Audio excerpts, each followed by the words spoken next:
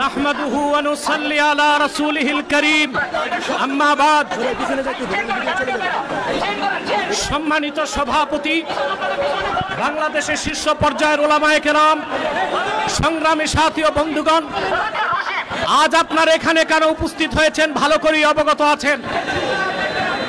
গত ২৪-এর ৫ই আগস্ট পরবর্তী আমরা চেয়েছিলাম একটি সুন্দর বাংলাদেশ, যেখানে থাকবে না বেইনসাফ, হানাহানি, সন্ত্রাস, খুন খারাপি।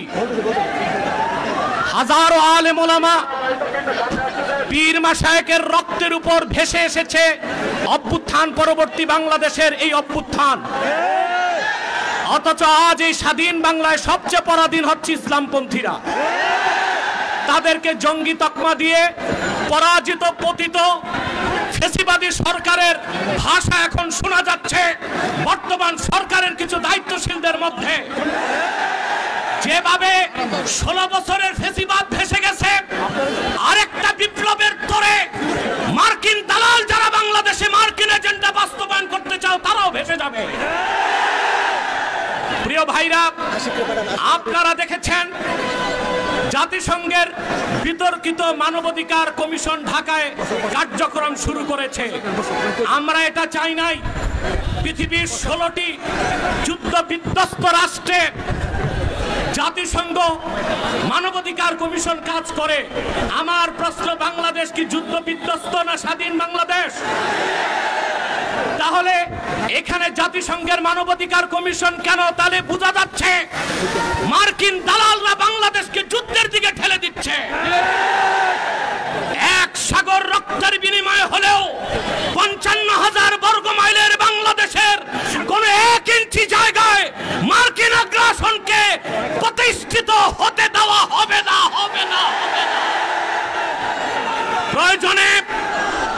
প্রয়োজনে সাইফুদ্দিন কুতুস, রুকনুদ্দিন বাইবার্স, শাহজালাল ইয়ামানির উত্তরসূরিরা আরেকবার দেশের স্বাধীনতা রক্ষায় সশস্ত্র বিপ্লবের ডাক দিতে বাধ্য হবে। আমি বলে থাকি, জাতিসংঘ, United nation is nothing but A Christian club. জাতিসংঘ মুসলমানের পক্ষে কখনো কাজ করে না। অমুসলিমদের অধিকার রক্ষাই তাদের কাজ। গাজাতে বছরের পর বছর নিরীহ মুসলমানকে হত্যা করা হচ্ছে, সেখানে মানবাধিকার কমিশন কেন না? কাশ্মীরে মুসলমানদের হত্যা করা হচ্ছে, সেখানে মানবাধিকার কমিশন কেন না? চায়নার উইগুরে মুসলমানদের হত্যা করা হচ্ছে, সেখানে মানবাধিকার কমিশন কেন না? আমরা জানি মানবাধিকার কমিশন কেন। আল্লাহ ও তার আখিরি নবী নূর নবীজি মুহাম্মদ সাল্লাল্লাহু আলাইহি ওয়াসাল্লামের আরশচুম্বী সম্মান মর্যাদার বিরুদ্ধে যে কুলাঙ্গার সাতেম কাফেররা বক্তব্য দিবে, তাদের শাস্তির দাবি করলেই মানবাধিকার কমিশন তাদের পক্ষে ঢাল হয়ে দাঁড়াবে। খেলাফত প্রতিষ্ঠার কথা যারা বলবে, জিহাদের কথা যারা বলবে, জঙ্গি তকমা দিয়ে তাদের কারাগারে বন্দী করতে চায়, আর সুযোগ দেওয়া হবে না। কোন একজন আলেমকে জঙ্গি তকমা দিয়ে জেলখানায় ঢুকালে জেলখানার ইটগুলোকে একটা একটা ছুটিয়ে দিবে বাংলা।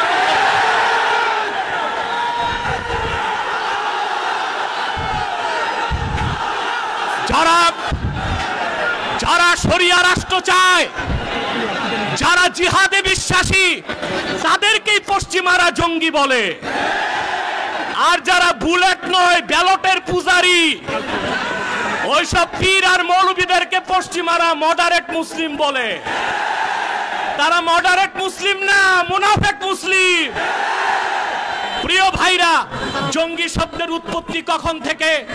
টুইন টাওয়ার হামলার পর থেকে পশ্চিমারা প্র্যাকটিসিং মুসলিমদেরকে প্রশ্নবিদ্ধ করতে, জিহাদের বিরোধিতা করতে জঙ্গি শব্দ আমদানি করেছে।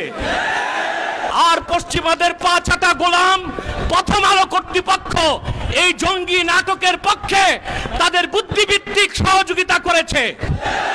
সেজন্য আমি বলবো, মুজিবের ৩২ নাম্বার যদি ভাঙ্গা যায়, প্রথম আলোর অফিসকে মাটির সাথে ঘুরায় দিতে হবে। এটাই বাংলাদেশের আলেমদেরকে জঙ্গি তকমা দেবার ন্যারেটিভ তৈরি করে। জঙ্গি আমি বলি জঙ্গি খারাপ না, জাং থেকে জঙ্গি। জাং মানে যুদ্ধ আর জঙ্গি মানে যোদ্ধা। উত্তরা দিয়াবাড়িতে জঙ্গি বিমান ভূপাতিত হয়েছে, সেটা কি সন্ত্রাসী বিমান? না।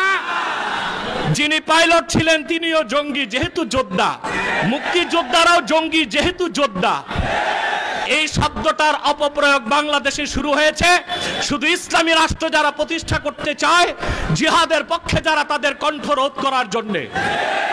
তা মেনে নেওয়া হবে না, বরদাস্ত করা হবে না।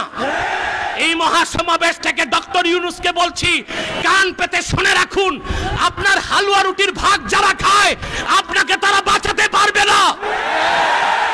অনতি বিলম্বে উলামায়ে কেরামকে জঙ্গি তকমা দেওয়া বন্ধ করতে হবে। যে সমস্ত নির্যাতিত আলেম কারাগারে আছে তাদেরকে মুক্ত করে দিতে হবে। আর জাতিসংঘের বিতর্কিত কমিশন কার্যক্রম বন্ধ করতে হবে, নতুবা আমরা মার্চ টু যমুনা দিতে বাধ্য হব। আর অন্যান্য নেতৃবৃন্দ আছেন, তাদের বক্তব্য আপনারা শুনবেন। আমি আপাতত বিদায় নিচ্ছি, আপনাদের সহযোগিতা চাই।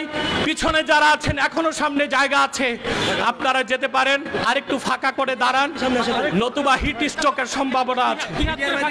একটু 2 হাত পিছনে চলে যান, মিডিয়াকে সামনে আসার সুযোগ করে দেন। ওয়াখির দাওয়ানা আলহামদুলিল্লাহি রাব্বিল আলামিন।